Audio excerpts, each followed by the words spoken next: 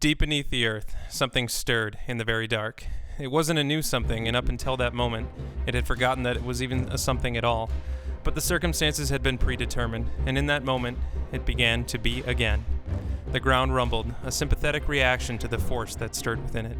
The earth itself seemed to yawn and stretch, shrugging off centuries of sleep. At that very moment, in that very cave, a small tan cat faded into view, his luminous golden eyes peering around the cave with distaste.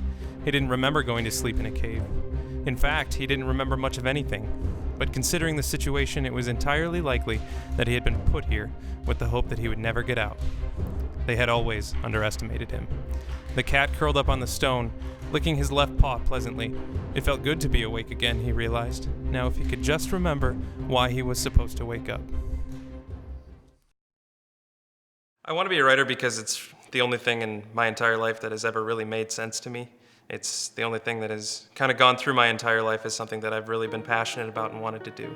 My first really big fantasy book that I loved as a kid was Wizard's First Rule by Terry Goodkind. I also love all of Garth Nix's books, and recently I really love Patrick Rothfuss's books. They all have a really grand sense of adventure, and I think that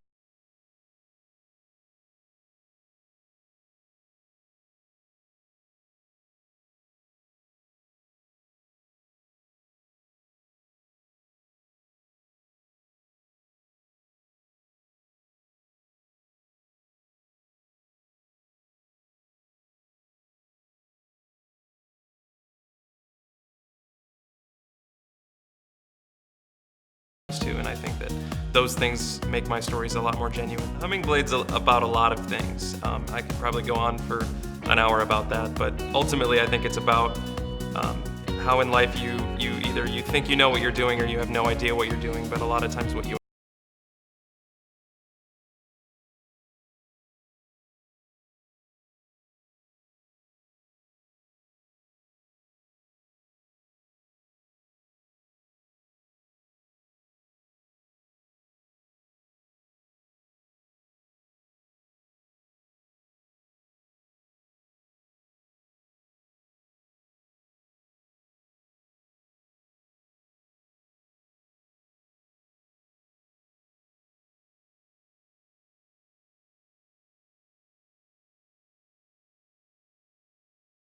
pretty good list. At the very bottom, people are going to get a signed copy of the map that I drew. The top reward level, people are going to be able to, whoever pays that is going to write the foreword to the book. And then my personal favorite, for everybody that pays in, I'm going to make a list of their names and go out into a very public place like the food court at a mall and shout their name really loud in a Shakespearean accent until I probably get thrown out by security.